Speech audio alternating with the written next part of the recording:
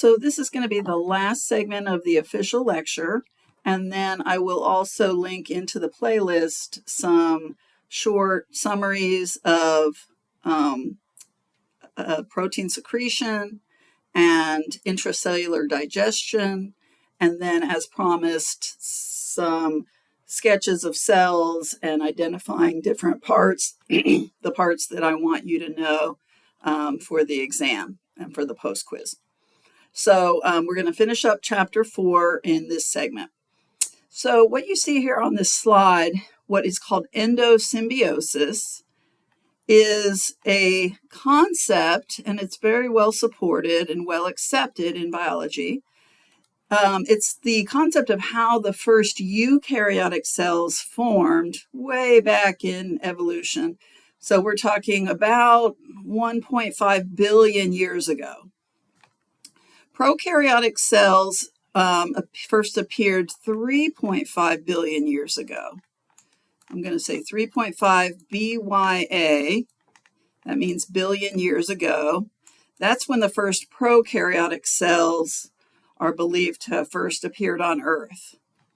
We don't have a good explanation really how they formed or why they formed, but they appear about 3.5 billion years ago. So that's a starting point that we can agree on in science, roughly.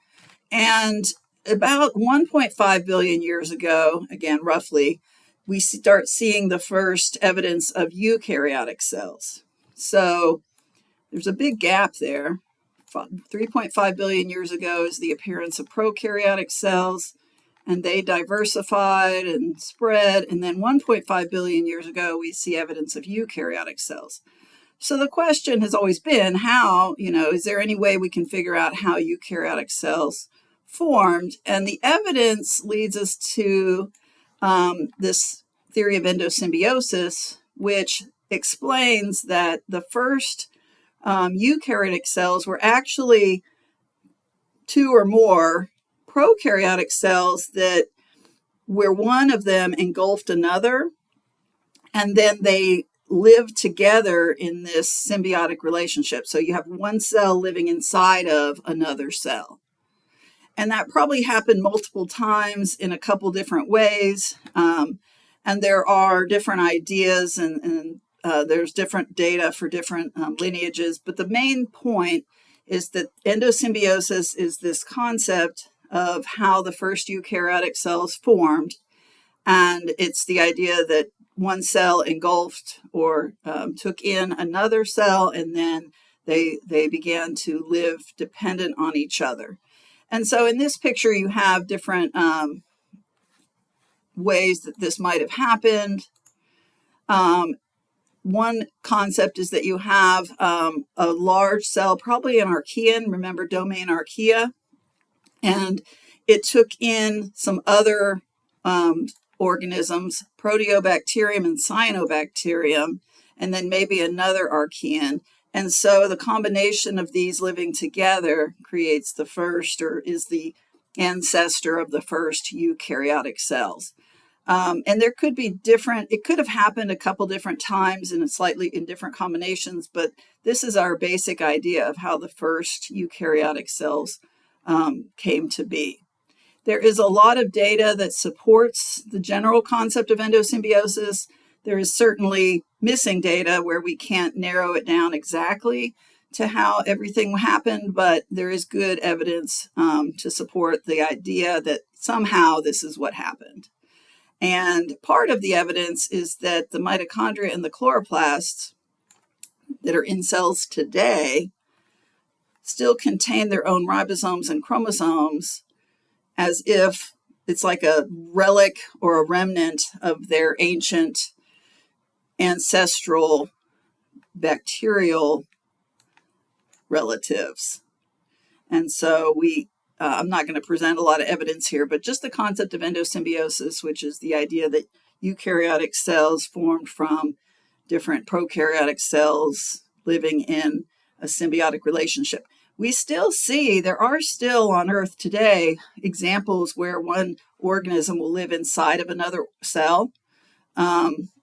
there are parasites where they will live inside of cells. And so and some other cases where bacteria live inside of other cells. So there are different, there's even modern examples of endosymbiosis, but this theory is really about how the first eukaryotic cells came to be about 1.5 billion years ago on Earth. All right, changing topics. We're moving back to a discussion of structures. There's a structure called the cytoskeleton. It is fibers of protein that crisscross a cell. I don't like the picture they have here because I don't know. I'm not sure exactly what they're trying to show. I guess this is a cell. I'm not even sure. It looks like that's what this is supposed to be. But think of a cell. I'm going to draw my own. And these protein fibers, which they have shown here, this is a microfilament. This is a microtubule, and this is an intermediate filament. So at least that part I can understand, but this is a weird picture for me. But these filaments, these are proteins that crisscross the cell on the inside and create, some of them crisscross and hold up the plasma membrane from the inside, give it a little bit of structure, give it a little bit of form so that the plasma membrane isn't just completely just flowing everywhere. It has a support. And then some of these fibers, like I said, cross through the middle of the cell as well. So you have these different fibers. The microfilaments, right now, all we're going to learn about these is that these are the thinnest ones. The microtubules are the thickest ones. So you're kind of looking at this diameter right here. The microtubules are the thickest ones, and as you can guess, the intermediate filaments are in between. They're intermediate in their diameter. So you have these thicker filaments called microtubules, you have thinner ones called microfilaments, and then intermediate filaments. So it creates support for the cell, and it creates these tracks, these paths that organelles are pulled along through the middle of the cell in a very intentional way. So the organelles aren't simply free floating in the cell like you might think. They're in some ways trapped by all these cytoskeletal filaments, and also they have to be pulled along microtubules primarily in order to be moved around. So things in the cell are quite intentional in some ways when it comes to moving things around. All right. But I would, for you, just rank them in order. Microfilaments are the thinnest, intermediate is intermediate in the middle, and microtubules are the thickest. And there's just 3 types, and they're made of protein. So the cell movement, in pretty much any interpretation of that phrase, is all tied to these cytoskeletal structures. So I wrote, essentially all cell motion is tied to the movement of actin filaments, microtubules, or both. So the whole cell, and it depends on what kind of cell you have, but some cells can crawl. So white blood cells do this.